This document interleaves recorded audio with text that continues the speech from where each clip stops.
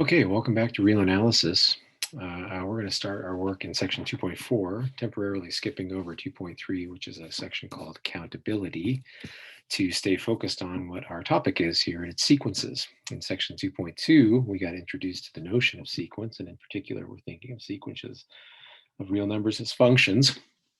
And today I want to talk about the, from calculus, familiar topic of limit of a sequence. However, here we're going to give a precise definition of what we mean by limit of a sequence.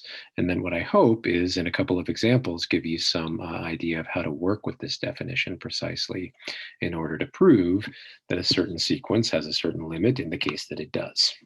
Okay? So I've clipped this from our text, is my habit when I want the handwriting to be nice and I just kind of want to narrate it. So this is the main definition. It certainly has a number, 2.6. You can refer it to that way, but I'll probably, in conversation with you guys, just refer to it usually as the definition of limit, kind of truncating off the of sequence part.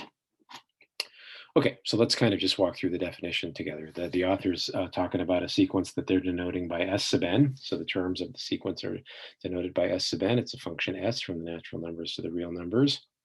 And so the terminology that we're going to use, we're going to say that S sub n converges to a number L. So I'm going to underline that as the main part of what we're defining. So it's going to converge to a number L, or another way, or notationally, excuse me, how we're going to write that down is we're going to write either this, the limit as n goes to infinity of Sn is equal to L is how you pronounce that. Same way you pronounce it in calculus. We don't have to make a big deal about it right here. Sometimes just colloquially, if you're trying to write things in line, this is kind of nice notation too. So those arrows, you sort of read it as approaches. So S sub n approaches L as n approaches infinity.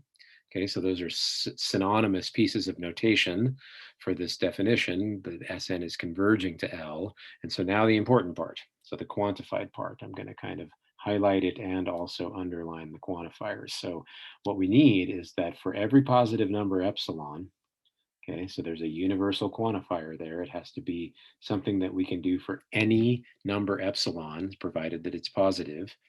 And then the existential quantifier, there has to be some number n. So there exists some value of n such that, and then there's an implication. Okay, what's the implication? Remember, we think of absolute value as distance, so that's how I'm going to pronounce this.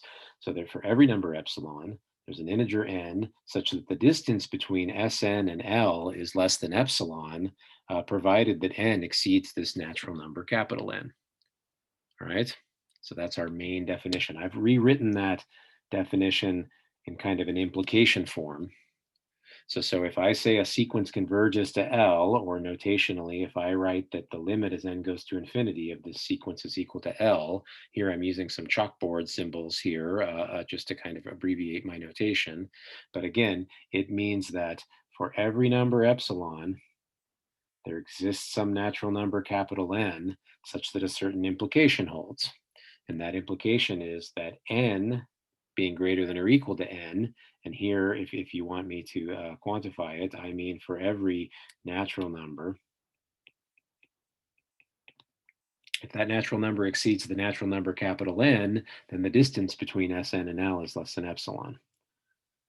So just like in calculus, if you quote unquote go far enough out in the list of terms in the sequence, they will become close to L.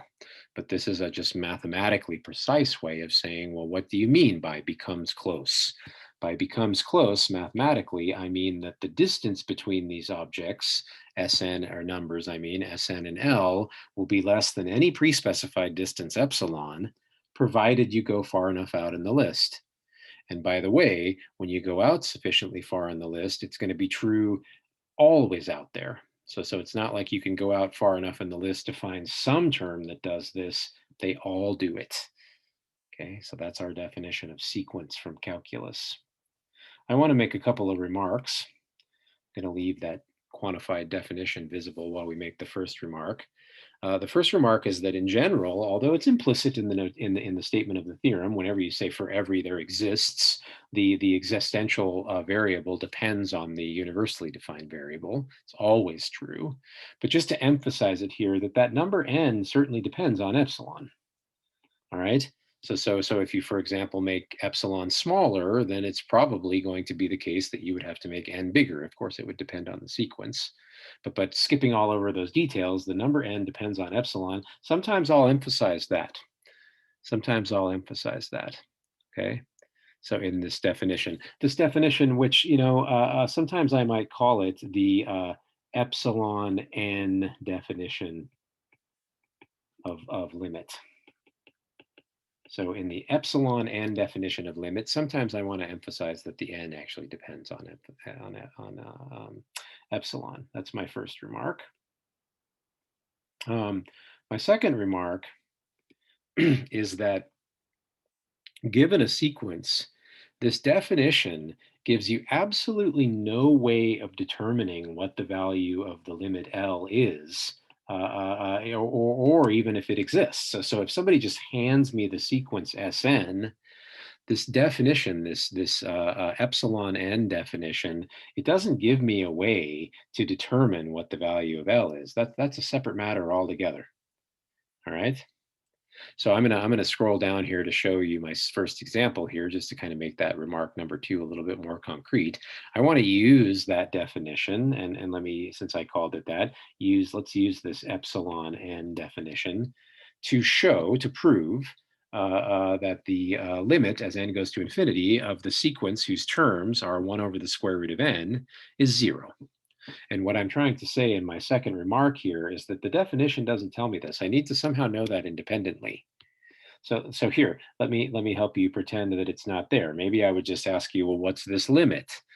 Well, I don't know. You'd have to generate a sufficient number of terms. You wouldn't take you very long taking values of n and letting them get larger and larger. You'd see that the ratio 1 over the square root of n gets smaller and smaller. So you might take a guess.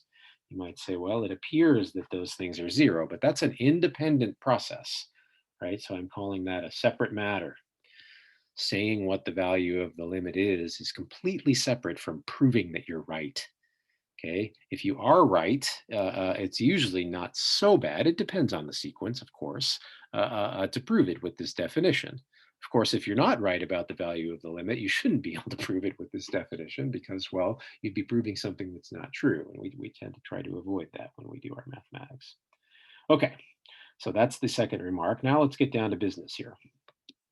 I tried to write this out in a way to emphasize that when you're working with stuff like this, maybe you did it in a calculus class, I don't know, but you can't kind of just jump right in and use that definition. Like for every epsilon, there exists an n, because, well, you have to know what the n is. And like I said in my first remark, that n depends on epsilon. So typically you have to do a little bit of, I'm not going to write this, but you have to do a little bit of quote unquote scratch work. That's what I'm calling our discussion, to see like, well, if somebody hands me an epsilon, how do I find that n? Yeah. So if I'm given this number epsilon, I have to find n. Finding it is separate from the proof. So you usually do some sort of scratch work, and I'm kind of writing this in this lecture to indicate this. I'm going to kind of figure out, given the epsilon, what the n has to be. But in this discussion, I'm calling it figuring this out. It's not my proof. I need to find some n so that whenever I take some natural number bigger than it, the distance between 1 over the square root of n and 0 is less than epsilon. I have to find the n, but that's not going to be my proof. My proof will be just showing that the n I found it works. Okay, so if you like, you can kind of think of this as like a two-step process. Step 1 is figure out how everything works. Step 2 is write the proof showing that it works. And when you're presenting a proof of some limit statement using this epsilon n definition, what you present is only step 2. You don't present how you figured it out. It's one of the reasons why sometimes reading arguments like this in a math book can be kind of tricky. Nobody ever shows you step 1. Nobody ever shows you where they got the n. So sometimes this is maybe for me only, but when I read analysis books, there's often a lot of steps where I feel like people just sort of reached out into thin air and grabbed something, and then they do something with it. And even though I can follow every step that they do and understand what they do, I don't understand, where did they get that thing? Where did they reach? Where did they pull it out of thin air? They didn't pull it out of thin air. They had a discussion like the one we're about to have right now, but they don't ever show you that. Okay, it's not part of the proof. It's just part of the background. Okay, I'm talking a lot. I don't want this video to be too long, so let's get down to business here. So what do I want to do? I'm starting with what I want. This isn't my proof. I'm not starting with my conclusion or anything. I'm fishing around for a relationship between the index of the sequence n and this epsilon. So I'm just going to kind of walk you through here. My steps, or my symbols over here rather, just mean that each one of these things is an equivalent. So if like the first line is true, then the second line is true and vice versa. And you want to make sure that as you go down through here, that all of your steps are equivalent. You don't want to do something that isn't quote unquote reversible. Okay, so I'm just starting off with what do I want to be true? Well, I want this difference, this distance to be less than epsilon, given an epsilon. I'm not going to even write the quantifier because this is just my discussion. And while there's certainly no question that subtracting 0 from something is the same as the something, and then I'm just rewriting that in terms of a property of absolute value. All right, so I didn't delineate these with all of our chapter 1 results, but maybe that's a good exercise for you. Stop the video and go back into chapter 1 and remind yourself about the equivalence of this absolute value. It's popping into my head right now. I think it's like theorem 1.17, but I'm not going to write it because I'm not sure. All right, so you can do that. Do the background work. That's one of the great things about the videos is when I talk too fast or go too fast, you can stop me. Just shut me up and do it yourself. Okay, so continuing along here. So that thing is between minus epsilon and epsilon. Well, that's actually equivalent to one over n, square root of n rather, just being less than epsilon. That's because 1 over the square root of n is greater than or equal to 0 if n is a natural number. Right? Actually, 1 over the square root of any real number that you can take the square root of is positive, except for 0, but 0 is not a natural number. Right? So that's why those are equivalent. And then what? I'm just doing some order property. I'm multiplying both sides by square root of n and dividing both sides by epsilon, reversible steps. Then I square both sides. For positive quantities, one thing is less than another if and only if their squares obey the same inequalities.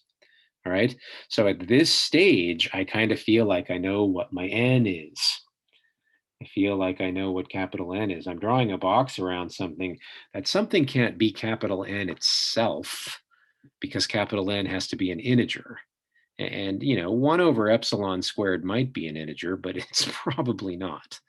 But we don't have to worry about that because inequalities are transitive, right? So all I need to worry about, I'm going to reveal a little bit more of my discussion. I'm still not making my proof, but formally, I'm being super formal here. The Archimedean property tells me that I can find a natural number, capital N, that's bigger than any specified real number. In particular, I can find a natural number bigger than 1 over epsilon squared. So pick one. Nobody said that this n that depends on epsilon is unique. In fact, it's never unique. Anytime you find an n that will work, any n bigger will work. But pick one. Just pick a natural number that's bigger than 1 over epsilon squared. Archimedean property says you can do it. Okay?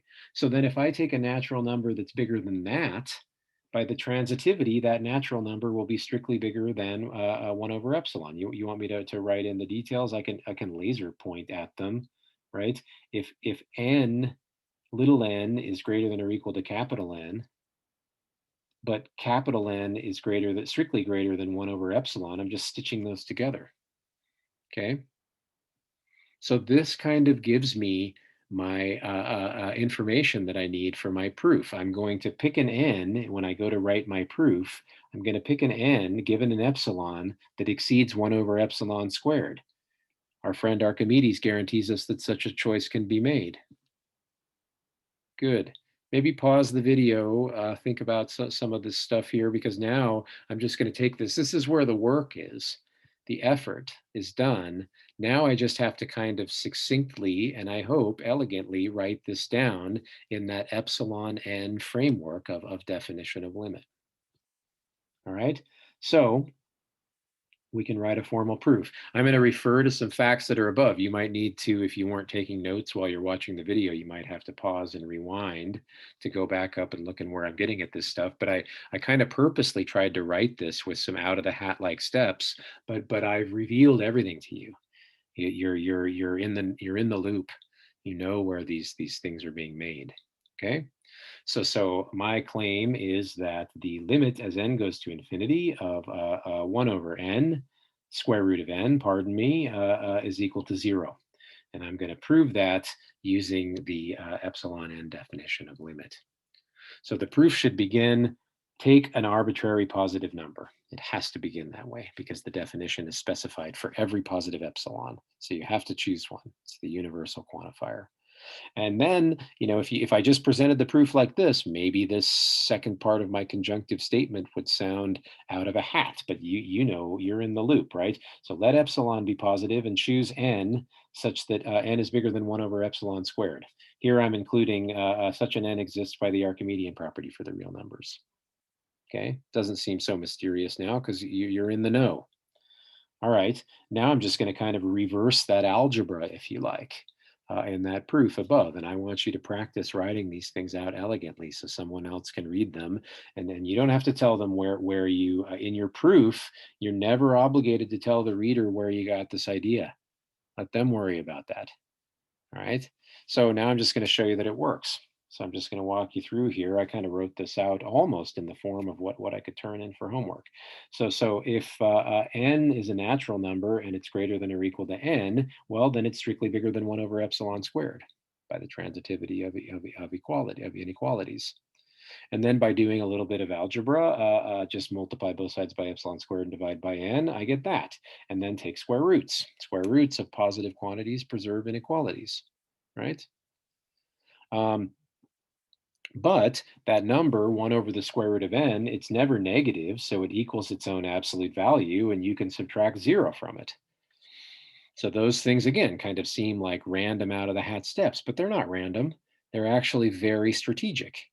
Okay, so what have I done? I'm just going to show you with the laser pointer. What I've done is given any epsilon, I've found an n, any n bigger than 1 over epsilon squared, so that if I take a natural number that exceeds that, the distance between 1 over the square root of n and epsilon the distance between 1 over the square root of n and 0 is less than epsilon. All right. Here I'm just kind of writing an example. You don't have to write proofs in exactly the same wording that I do, but this is an example. I'm just emphasizing epsilon was arbitrary. So I've shown by the definition, the epsilon n definition, 2.6 in our book, that limit statement holds. Okay, stop it, think about it. I'm going to keep going to keep the video short. Here in my second example, oops, hopefully you were looking away there. I kind of wanted just to kind of mimic, again, that when you're trying to show a limit exists, the definition doesn't tell you what the limit is. So here, if you weren't looking at what I just kind of accidentally revealed, what is this limit? Well, I don't know. Get out a calculator, play around. You took a lot of calculus, you know some theorems. We're going to develop those theorems. The algebra in you can look at the book example if you want to see what I'm talking about here. The algebra involved in the discussion part can be terribly difficult, maybe even not doable. So we definitely want to develop some tools. You learn some tools in calculus. Let me just kind of laser point them here.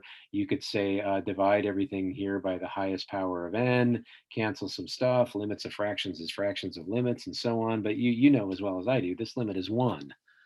But what am I babbling about right now? The epsilon n definition doesn't tell me that. I have to have some independent way of knowing what I think the limit is. Okay, now let's try to crank it out. So we're going to have a discussion.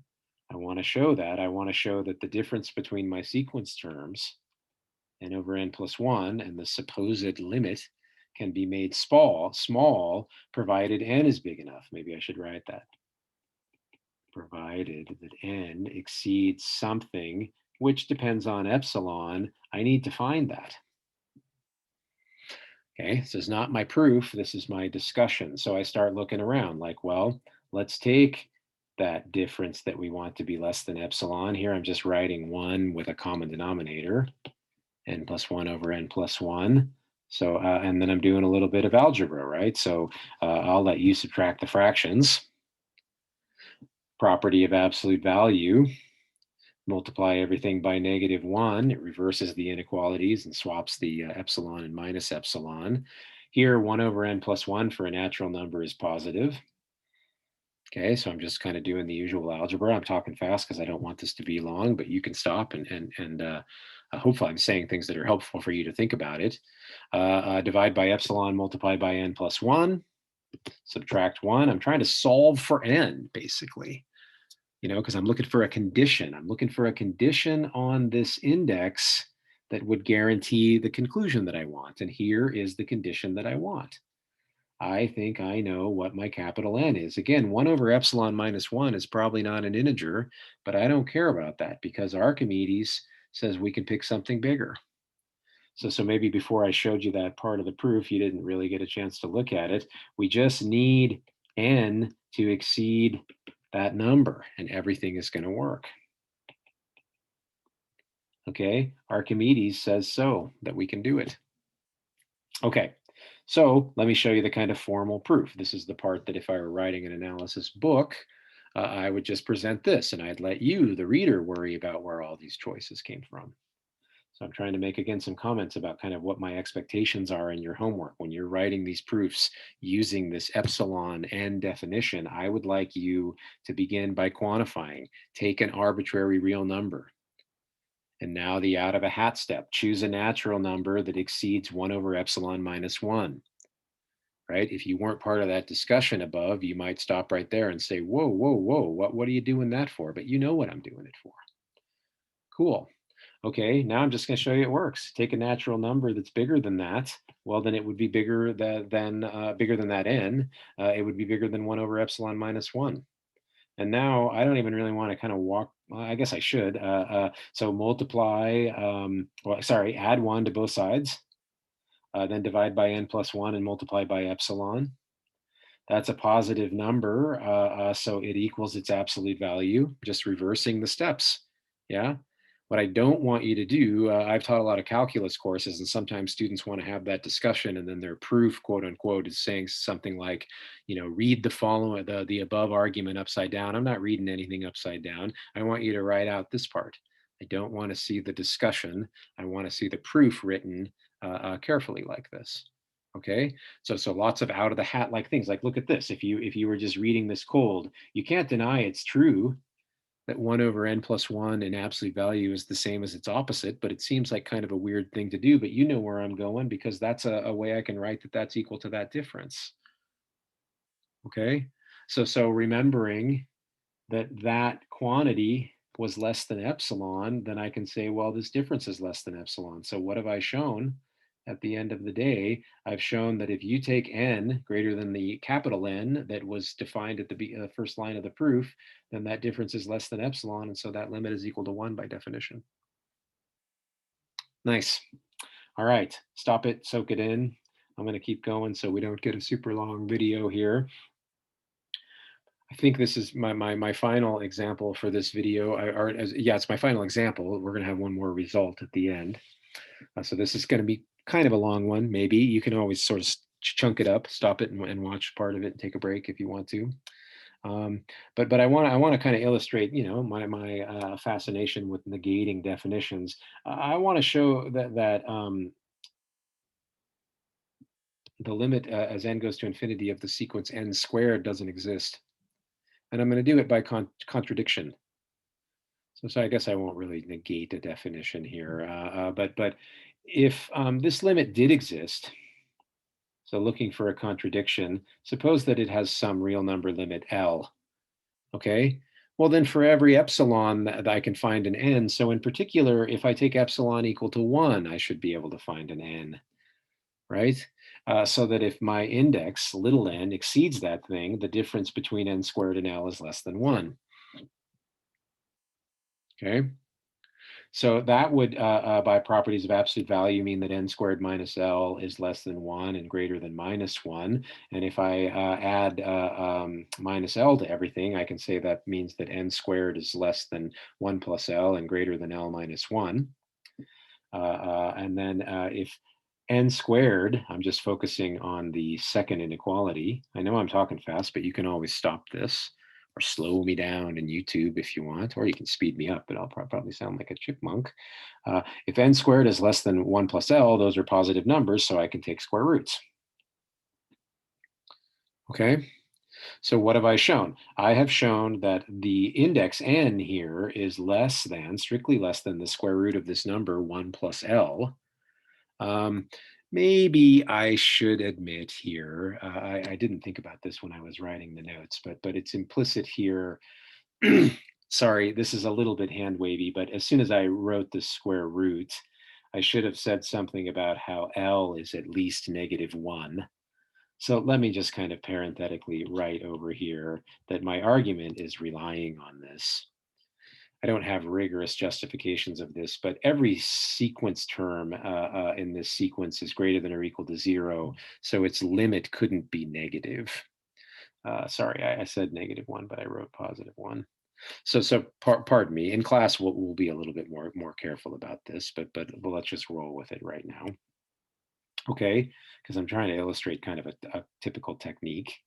So where am I? I've got that n, my index, is less than this number, the square root of 1 plus L, for every natural number that's greater than or equal to n. Okay, so in other words, starting at my capital N, the indices are all bounded by this number. The indices before capital N are certainly bounded by capital N. So that's what's motivating. I'm going to let M be the maximum of those two numbers. So what two numbers? Well, capital N and the square root of 1 plus L. Okay. So if you take some natural number, that natural number is either less than or equal to capital N or it's not. If it's less than or equal to capital N, well, then it's less than or equal to M because M is the maximum. If that number is bigger than n, well, then we know from the argument above that n is less than the square root of 1 plus L, which is also less than or equal to m, because m is the maximum of those two things. Okay, so what have we done if we stitch all of that together? I've shown that n is less than or equal to this number m for every natural number. That contradicts the Archimedean property. That capital M would be a bound on the natural numbers. That's impossible. So where did the contradiction come from? The contradiction came from the fact that we said this sequence has a limit, so the sequence doesn't have a limit. All right, so pause that, kind of soak it in. And again, I kind of apologize for not specifying earlier and justifying why my limit could not be -1 or smaller, or smaller than -1. So we'll make that patch as we go.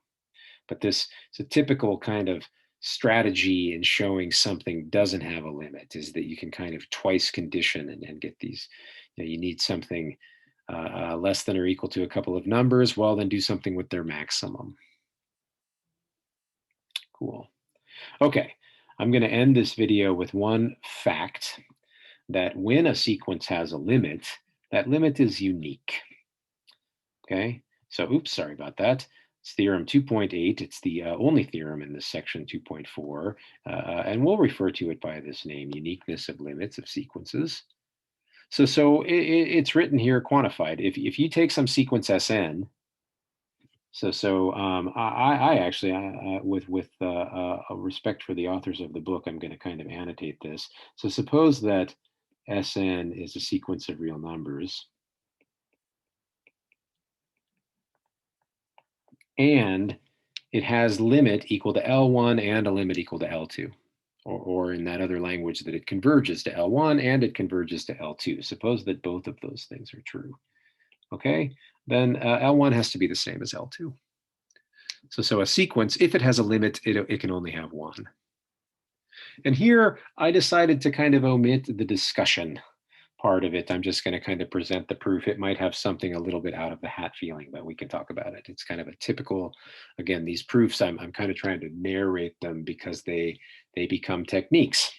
I said in class earlier that you can kind of catch on to sort of methods of arguing this stuff, and this is a very typical method. Maybe before we even launch into it, let me just kind of narrate. If Sn approaches L1, well, then eventually, I mean, for sufficiently large values of the index, these terms should be super close to L1. But for sufficiently large values of the index, they should also be really close to L2. So what we'll do is we'll go out in the sequence far enough to where both of those things are true. and then this is just sort of a vague statement that I'm going to make precise in our proof. If you have something that is simultaneously close to L1 and L2, well, then L1 and L2 must be close to each other. All right. So this is how I'm going to try to proceed. That sounds a little vague, but let's do it. So take an epsilon. Let it be any positive number. Just kind of writing down what I said out loud. If the sequence converges to L1, there has to be some number, n.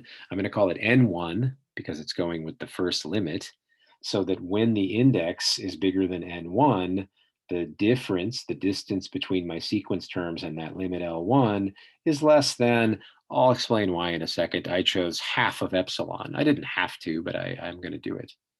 So this is kind of what I was saying above. If I go out sufficiently far in the sequence, my terms are close to L1. What's close to? I decided it to be half of epsilon. Okay, likewise, Sn converges to L2. So there's some threshold, some place that I can go out beyond, that if I take my index past that, my terms distance will be close to L2, close in the sense of their differences in absolute value is also less than epsilon over 2. Okay, so now I have these two quantities. I've got this n1. If I go out past it, something is true. I've got an n2. If I go out past it, something is true. All right, well, n1 and n2 are two numbers. I can go out past them both. This is kind of a common technique. I'm going to let n, the n that I'm going to use in my final argument, to just be whichever of those is bigger. I don't know which one is bigger, n1 and n2. They're natural numbers, but one of them's got to be greater than or equal to the other. Maybe for all I know, I lucked out and they're equal to each other. I don't care. I'll just take n to be their maximum. All right. So if I do that, if I go out past that maximum, maybe I'll sort of indicate it marginally over here. If n, that's a bad color because I already used it.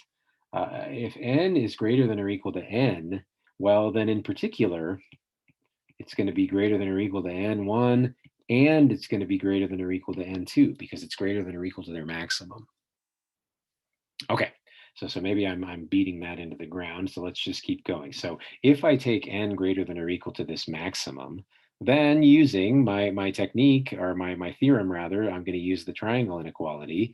I'm going to look at the difference between L1 and L2. That's certainly not negative. It's the absolute value of their difference, the distance between them. And then, well, this seems a little bit tricky, but I'm going to take that difference and subtract and add the sequence term, Sn. So L1 minus L2 is certainly equal to that. And then apply the triangle inequality. I'm applying the triangle inequality. If it's helpful, I can kind of parenthesize. This is the first quantity, and that's the second one. And the triangle inequality says the absolute value of the sum is less than or equal to the sum of the absolute values. Okay, and now I'm going to use our facts because that's a bad highlighting color. I was about to choose green. Because n exceeds n1, well, the difference between Sn and L1, which, sorry, I got a little ahead of myself. I'm talking too fast and I've made too many videos today. I did one more thing. I just switched the order of subtraction to make it match. That's because absolute values of a difference, it doesn't matter what order you take the difference in. So now back to the highlighter.